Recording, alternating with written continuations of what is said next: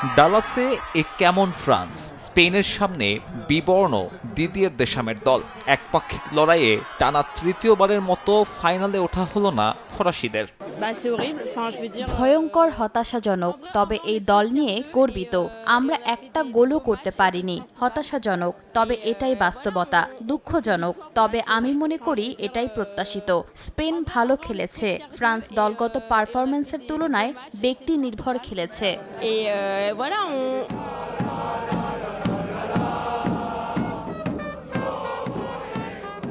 মুদ্রার উল্টো চিত্র লা রোহা শিবিরে। মাদ্রিদ থেকে ঢাকা স্পেন সমর্থকদের বাঁধ ভাঙা উল্লাস।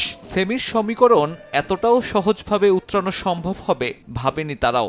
বিশ্বাসটুকু রাখতে পারে যে স্পেন এবার আমাদেরকে সেই প্রত্যাশিত কাপটি আমাদেরকে এনে দেবে। ম্যাচটা অনেক ভালো খেলছে।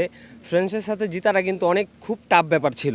ফ্রান্সকে হারিয়ে রোববারের ফাইনালে স্পেন ভক্তদের চাওয়া আর্জেন্টিনা। ইংল্যান্ডের তুলনায় লাতিন ফুটবল ঠেকানো সহজ হবে, এমনটাই দাবি 2010 চ্যাম্পিয়নদের। আর্জেন্টিনাকে চাই, কারণ আর্জেন্টিনা হলে খেলার মজাটা একটু বেশি হবে। ফ্রান্সের অ্যাটাকিং, ফ্রান্সের ডিফেন্স অসাধারণ ছিল। তাদের মতো শক্তিশালী টিমকে আমরা হারাইয়া ফাইনালে চলে আসছে, এটা তো বলে বোঝানোর মতো না। ঢাকার বড় পর্দার সামনে এদিন চোখে পড়ার মতো উপস্থিতি ছিল আর্জেন্টাইন ভক্তদেরও। 2022-এর পুনরাবৃত্তি না হওয়ায় আপাতত খুশি। প্রত্যাশা ইংলিশ বধের পর আবারও শিরোপা ধরে রাখবে আলবিসেলেস্তে।